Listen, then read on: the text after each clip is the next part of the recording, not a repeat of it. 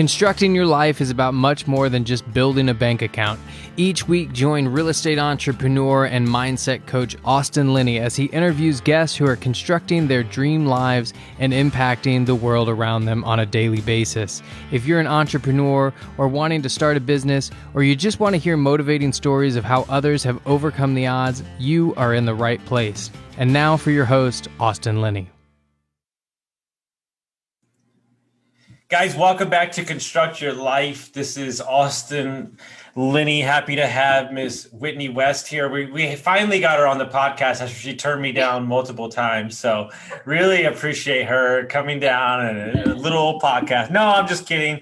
How are you doing today, Miss West? I'm doing so well. Thanks for finally allowing me to be on the podcast. You got it. Guys, before we get started, I want to thank our sponsor, dreamchasers.com, Adam Carswell. Go check him out. Thank you so much for sponsoring the podcast. So for you, COVID was an interesting thing. So you can tell your story or start it from wherever you want, but I'll let you go from there and we'll kind of talk about what you're doing now and the changes in your life.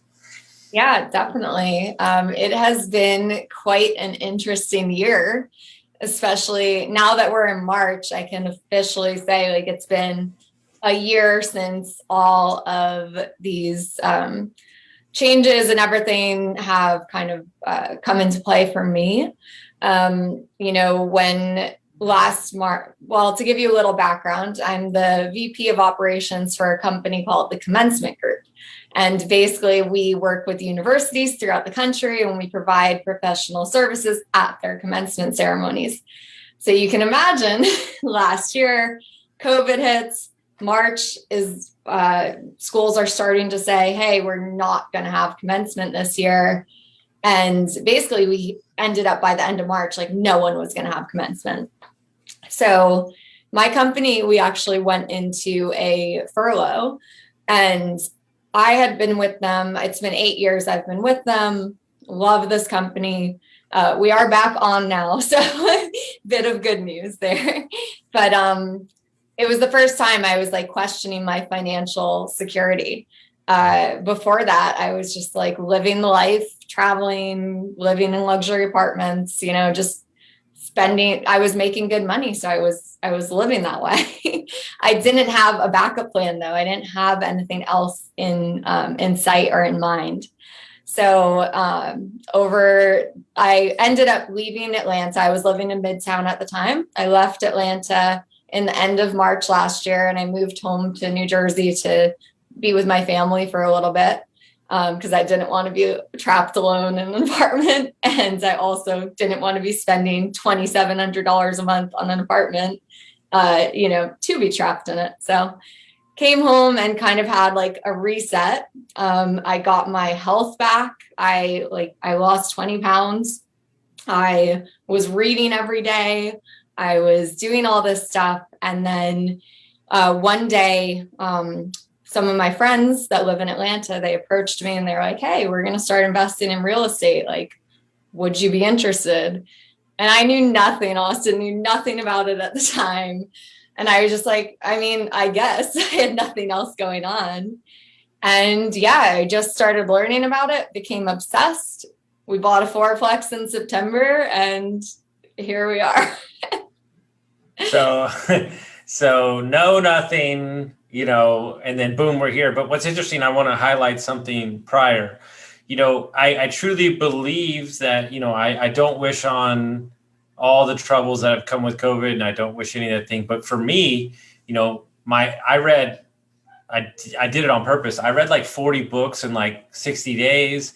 And I was working out every day, and I choose that to take that time to really invest in myself and really figure out some stuff about me and level up. I learned a little Spanish, these are the things. Yes. And so, and I see that you did the same thing. And so when things happen like that or something hits us, you have an opportunity to look at it as a positive thing, or you have a way to look at it to complain. And what do you think sparked kind of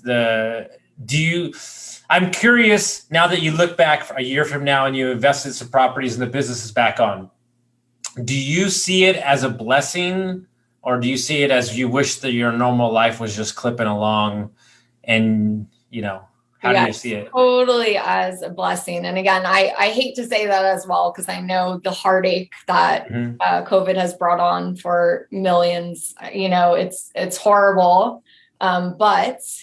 But yes, I do have to personally be grateful for the time that it has given me to take a step back and kind of just look at my life in a different perspective. And you know, like you said, level up. It's so, and I find myself like now I'm so into the self-development and the mindset stuff, things that I was completely neglecting before.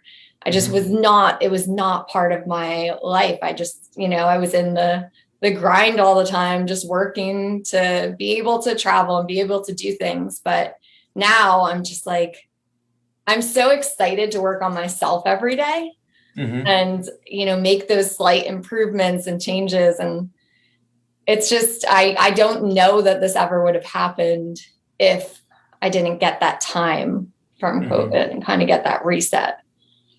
100%. And ultimately, if I could probably like describe it for you, I feel like almost when you find personal development or you start working on yourself, it's almost like water from a fire hydrant.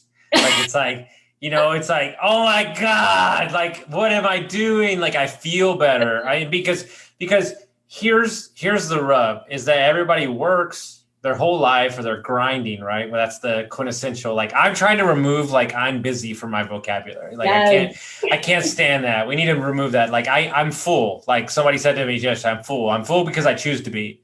And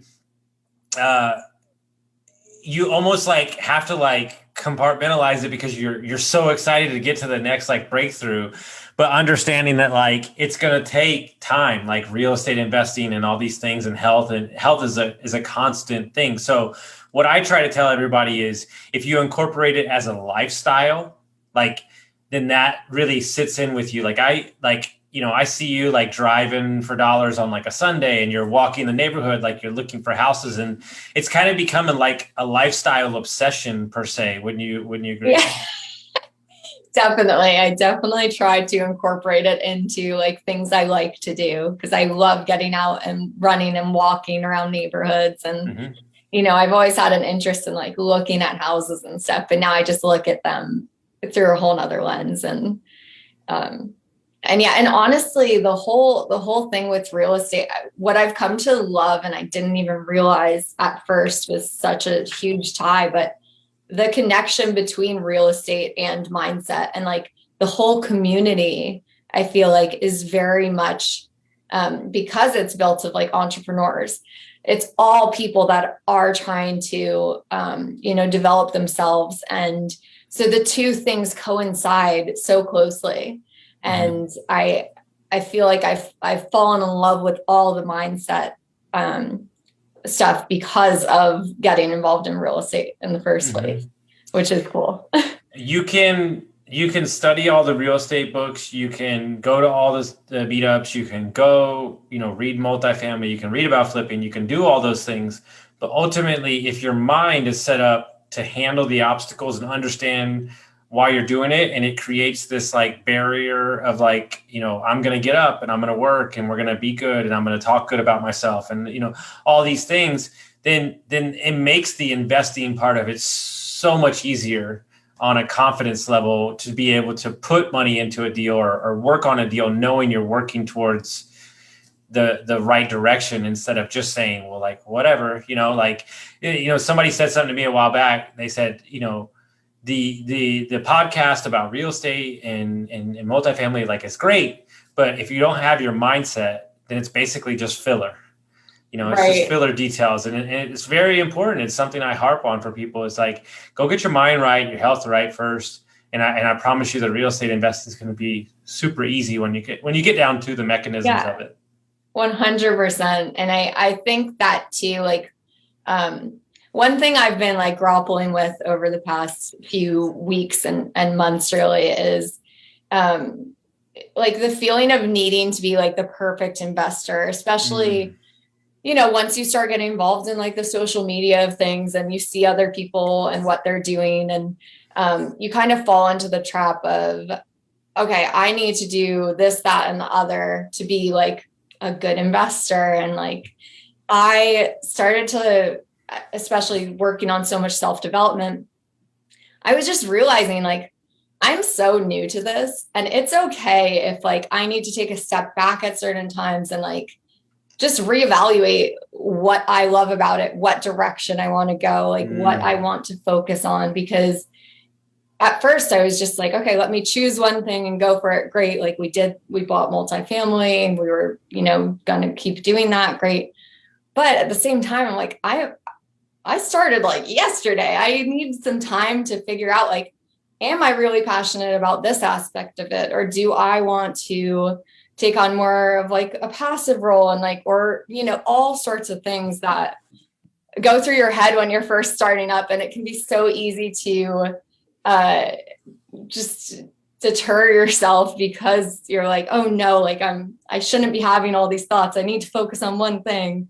When in reality, it's so natural when you're new to something to need to, figure out everything about how you interact with that thing and like what it means for you to be an investor and no one else. Like you just said, one of the most important, this is the entire antithesis of the podcast, is understanding that, and it takes some time, like understanding that you see a guy out there and let's say he's making $60,000 from a wholesale fee, and you're like, oh shit, I'm gonna drop everything I'm doing and I'm gonna go do that. And it's like, yeah, I know, but he's like young and he's single and he doesn't have responsibilities and he can call for 12 hours or they've set up a system that he learned from somebody that he paid $6,000 to be in. It's like that's why my heart, like my push with everybody is like, what do you want your lifestyle to look back like? And so my issue is I think too many people are getting in there and investing thinking they need to have control of it. And it's like, you can be a passive investor and be involved and still get the excitement from it, but be able to do your job and give back on impacts wise. Like my whole goal is like moving into the later years of my life to be a bank. Like, I don't give a shit if the plumber shows up. Like, I'm not like, I'm going to Costa Rica tomorrow. Like, I'm not trying to get a text message. Like, I'm trying to be on a beach in like Bali and shit. I don't want to get a text message if the fucking, I don't. So now we set up all of our businesses. Can I fire myself from this business? Okay, well then that makes sense. Then what do I want to do? I can do A, B, C, but I'm not going to do D, F, G. And here's the kicker: is it's scary because you're leaving money on the table, but it's not affecting your lifestyle because you're getting out of what you want from it, and that takes a long time to understand clarity wise what that looks like. So I love that you're not getting so excited with just like the initial stuff. You're saying, well, now my job's back on, and I can still invest, but it doesn't have to be my everything, right? And I want to help people and stuff. So how do they talk you into this first deal? and what did you know when you got into this first deal? How much did you know? Did you even know what a fourplex was? Yes, I did know what a fourplex was. So basically we started talking about it in like late June, July, and it was, I was always obsessed with like HGTV, and I like the thought of being able to make something that's not, like that's old and ugly, an old and ugly house into something beautiful. Like I like that design aspect of everything. So I was kind of going into it like, okay, this is what we're going to do and it'll be awesome. And I'm going in with these girls that I'm already really great friends with, and we're all such hard workers. So it'll be awesome. And we would meet like 2 or 3 times a week, talk about deals. We would put in a lot of offers. We finally got this off market fourplex. In early August, we put in an offer on, it was accepted. But it took a whole entire like month and a half to close. It was like a whole tumultuous process. Like so many times we didn't think it was going to happen, and it ended up pulling through. We did it as an FHA loan in my name because at the time, again, not knowing that much, we were like, okay, this is the only way we can get this property. Let's do it. Would we do it differently now? Probably, because now like I have an FHA in my name. I'm house hacking it. I'm tying back to mindset stuff. I'm not happy house hacking it anymore. Like again, trying to be perfect investor was like, oh, house hacking. That's what everyone tells you to do to be financially free. Like, let me do this. Let me be this, house hacker. And like slowly realizing over the past few months, like, I'm sacrificing my happiness. And that's not something like I'm willing to sacrifice, especially because I have the means to live differently, especially with my job being back on. So. All right. Now we're talking. I see my opening. We just entered a therapy session. Yes. I was just going to say, like, I haven't said these things out loud to a lot of people. So now it's going to be publicly out loud. So what I want to ask first is what happened leading up to the deal in that month and a half when you thought it was going to fall through a bunch of times, just to share your experience. So maybe you can give some value to other people. Yeah. What kept happening in the deal? So our issue was the appraisal. It wouldn't appraise because it is a fourplex, but the town classifies it as they recently rezoned, made it like so it had to be a duplex, and so the appraisal companies weren't picking it up because it is 4 separate units with 4 separate kitchens, all the separate amenities. But appraisal companies weren't picking it up because they were like, I have nothing to compare this to. They can get in trouble if they appraise something and it's not, what it actually is. So it took a long time to get someone who would actually appraise it. And when it appraised, it came in like right over what our offer was. So it was like an interesting, just so emotional, such an emotional roller coaster. We would get information one day and then the next it would be like completely different. And we would just be, it was crazy. And to the point where when we finally got word that, yep, this is going to close, none of us knew how to even act. We were like, okay, it's happening. We're going to inherit tenants. It was just a lot at once that we were like, okay, we're jumping into the fire. How's everybody doing? Guys, I want to talk today about our sponsor for May. A good friend of mine, Mark Simpson, runs a company, boostly.co.uk. Guys, everybody knows that I'm in the short-term rental space for many years. And I think one of the quotes he said to me was, you can't build your real estate on somebody else's property. And it really resonated with me because we are so reliant on an Airbnb, a HomeAway, these systems, right? And headed into this year, it's very important that we get direct bookings, and they're the best in the business at this. So in 2021, everybody needs to be building a website to create direct bookings, and you can't rely on Airbnb. Plus, you're giving them a ton of money.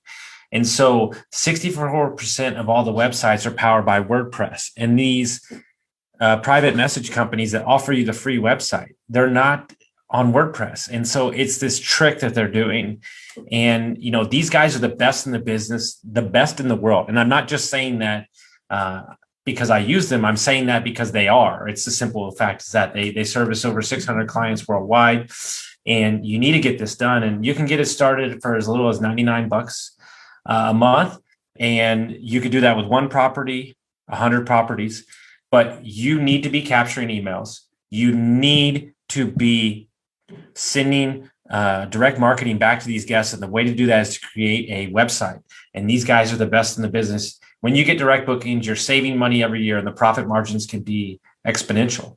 And so if you want to learn more about them, head on over to boostly.co.uk/constructyourlife. Not only is Mark a great entrepreneur and CEO, but he's a great person as well. Yeah, because there's the talk about it, and then there's the signature, and then there's like, oh, there's tenants, and we have to become a landlord, and we have to do it. But here's the great thing: regardless of where your investing trip goes from here on out, you've already closed on more units than a lot of people do in 2 years. Yeah, right. So it's like, so here's what people don't understand about fear, right? I'm not saying go haphazardly into investing. It's not what I'm saying. But because now we've gone through it and you did it anyway, you dumped 4 units already. And so it's like, you might be at like 15 in a year, right? Because we didn't go, and I'm not suggesting this, but I'm saying you didn't go house and then you got another one a year later. Like we just went boom, like we're there, right? Right. So even though ultimately house hacking wise might not be where your head's at, you at least know the property enough as a landlord to know what needs to be fixed. And so you got that time in the space to be able to communicate with your tenant. So definitely, after you close on the property finally and it sunk in, like what did y'all do next when it comes to the property? We did. So the property didn't need like crazy renovations. It was all like DIY stuff, flooring, paint, subway tile in the kitchen, different things like that. It really was in pretty good shape, this property. So there were 2 units on the left side that had tenants in them. We didn't do anything to those. They just stayed the same. And then the 2 units on the right, the bottom unit was the one that I moved into. And then the upper unit, the sellers actually stayed and paid us back rent for like a month and a half. And then they left and we got into their unit and renovated and rented it out. So, but yeah, light renovations, all do it yourself, which was cool. It was definitely like fun experience at the time to do that kind of stuff. Like I really enjoyed the hands-on stuff, but at the same time, like I know now, like I'm the kind of investor that I'm happy hiring a contractor. Yeah. That's what I see myself doing. Mm-hmm. But at least you went into it knowing now I don't feel like you would get taken advantage of by a contractor because you've seen some aspects of it. And that doesn't mean that you want to do it forward. It just means that, you've done what you needed to do. And so I caution people, even though it might not be exactly what you want to do, get your hands dirty on the first couple so you can know like, hey, that costs this costs that, because, and ultimately, like if somebody did this to me with a car, they were like, hey, we need like $7,000 to flip the, to fix the arm, elbow, RW2. I'd be like, okay, sounds good. Like, cause I don't know anything about cars. So like, be careful that you haven't put your hands on it yourself. Like, and then you can kind of understand what you're doing from there. Definitely, for sure. And I know there are certain things like I enjoy doing. Like I enjoy subway tile. I enjoy tiling. I hate painting. I'm bad at painting. I know I could get better, but am I willing to? Not necessarily. So yeah, for sure. No, I'm not a painter either. I want nothing. Yeah. So you move into it and you're living there, and then the tenants are there, and kind of the job starts back up. So talk to us about like you win FHA loan, which is a responsibility. Obviously, like you're happy for the people that you're invested in, like you're happy to take on the loan. But just talk to us about what you've learned now that maybe you wish you would have told yourself in the beginning. I think I would have told myself that that my non-negotiable is really my happiness in terms of like living situation. Because I think the living situation, I moved in, that's like late September, and I was fine living there when other people would like be there. Like my one partner, Bridget, she was down there with me for the first 2 weeks, like living with me. And I was fine when that was the case, but living on your own in a house hack, and it's definitely a different, like I used to live in Midtown Atlanta and it was lively and there's, I could go and there were people everywhere. And now I'm in a suburb of Atlanta where it's not as lively. And I'm in this like studio where there's one window and I love natural light and I'm not getting it. And, I live by myself. So it's like an isolating thing. It's not like I was there with a partner that, would make the experience better or easier. I didn't have that. So I think now I'm just like, I know FHA, I probably will get in trouble for saying this, but like FHA, you're supposed to live there. I get that, but thank you. You're good. You don't even want to know what I did. So you're good. Just do what you want to. Just, hey, Austin, I'm such a rule follower. Just make sure that your electric bill is in your name in the house. Yeah. I'm such a rule follower though that like I ran Airbnb out of it the whole time. So you're good. Thank you. That's very reassuring because I'm at the point where now. But more importantly, to make you very uncomfortable, because I know I can. What does that say more about your personality that you would prefer people be around you more than be on your own? No, I'm just kidding. You don't have to answer that. I'm just messing with you. No, it's not even that. It's just the energy of like seeing people, like even just people watching. That's where I wanted to go, because this is what people don't understand. Everybody, me included, and my business partners and everybody are at different phases of their life. And understand that a situation for somebody, like we live in North Austin, like 30 minutes north, in like a town that's expanding. There's nothing going on in this fucking town. But I am on this 24/7 and I'm working or we travel, right? And so the question is I don't need that stuff. I don't need that. Like I go to my gym, I work out. That's for me because I'm building businesses.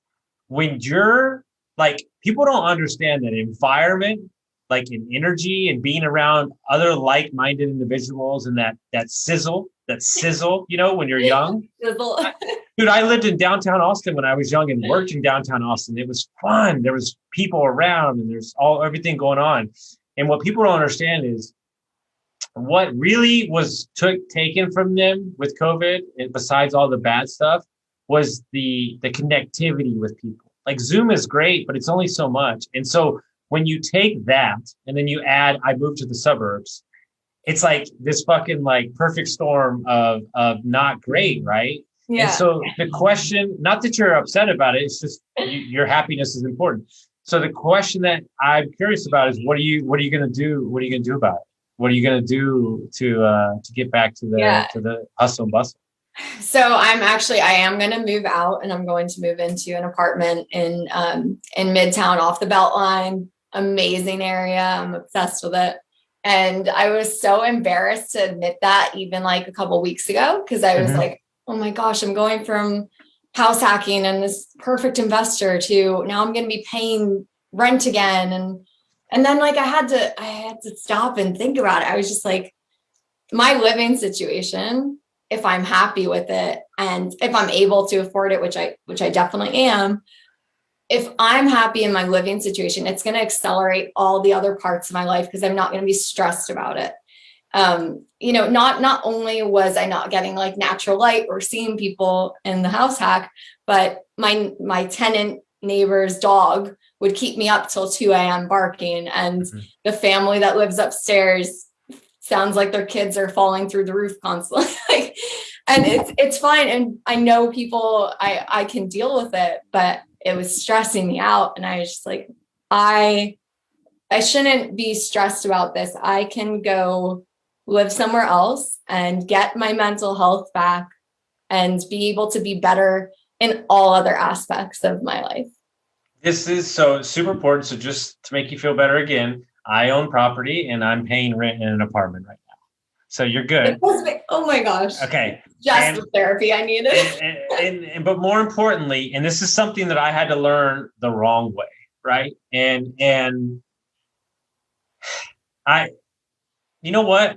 I never shared this story with anybody. And so long story short, we tore down our garage and we built a little 300 square foot, 250, 275 square foot apartment back there. And when I was waiting tables and I started Airbnb with my ex-wife, we lived in there because the house was making so much damn money, right?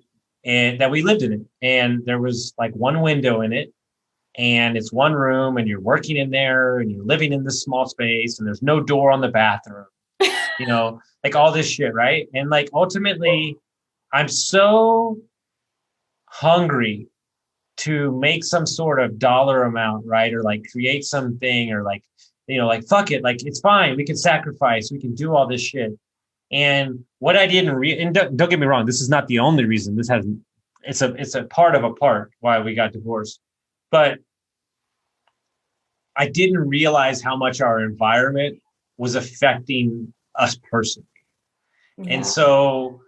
And I'm still guilty of it, but now I'm seeing the value in having a place that has a lot of light, having a place that you can go hike a mountain close by, having a place that you're surrounded by people that support you and care about you, and understanding that ultimately I'm all about sacrifice. I'm all about doing what you need to, but there's an element to being the landlord and living there too, that you never feel like you can turn off and be yourself.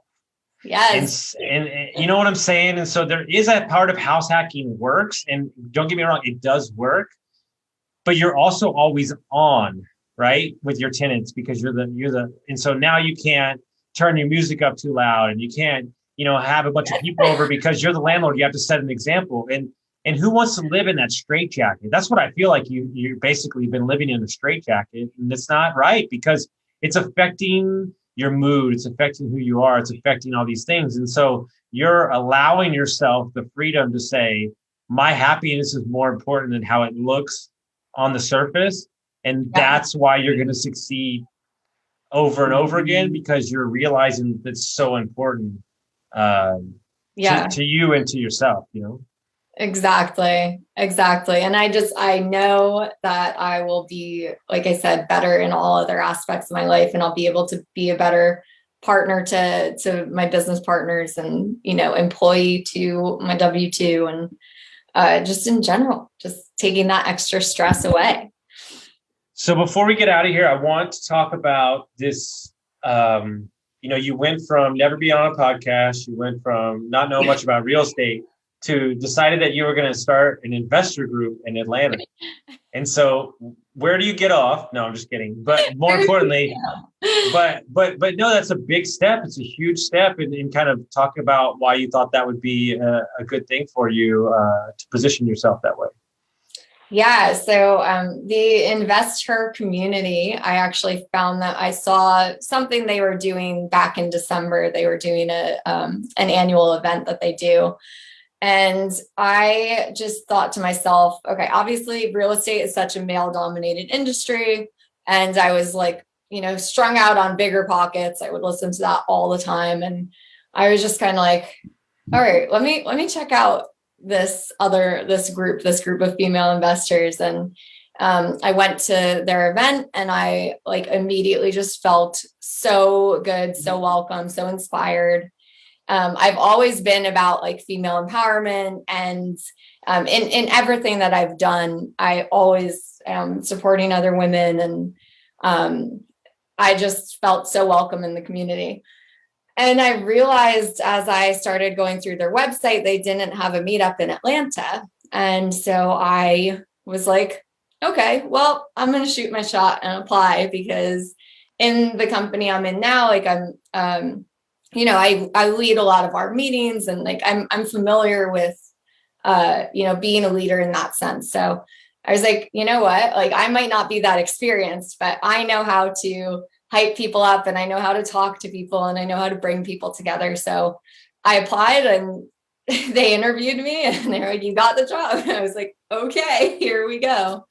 So it all kind of unfolded. I wasn't expecting it to, but I think that's the coolest part about every chance we take. What's the worst that can happen? They say, no, you're not ready, or no, try in a couple of years. Cool. If that's the case, great. But they said yes. So, you never know until you apply. You never know until you ask. And I'm really excited about it. Well, and then ultimately, you took your shot, which is great, and you never know what's going to happen.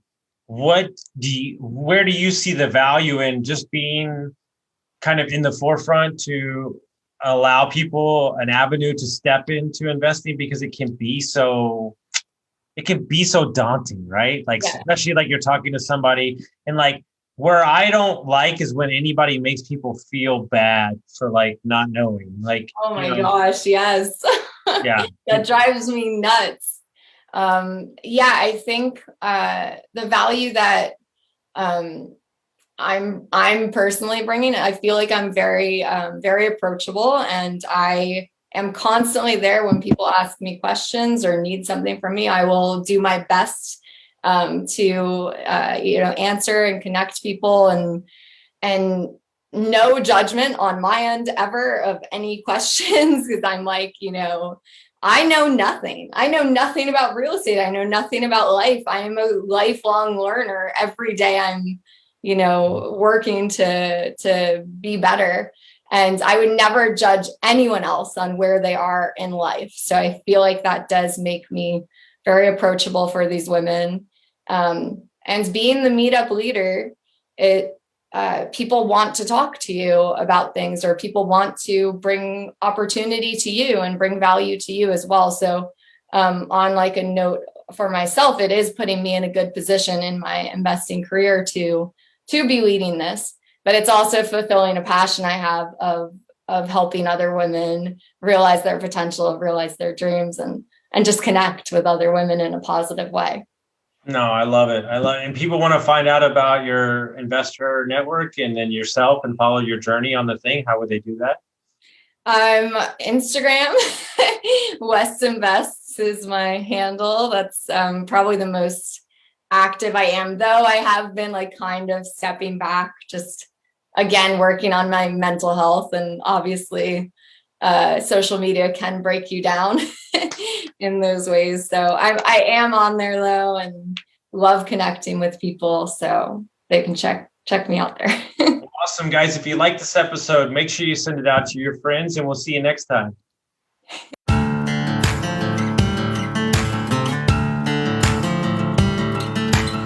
Thank you for listening to Construct Your Life with Austin Linney. If you enjoyed this episode, be sure to rate, review, subscribe, and pay it forward by sharing with a friend. Most importantly, take this opportunity to start constructing your life by taking immediate action on what you learned. For show notes, resources, and more information on one-on-one coaching with Austin, visit constructyourlifepodcast.com.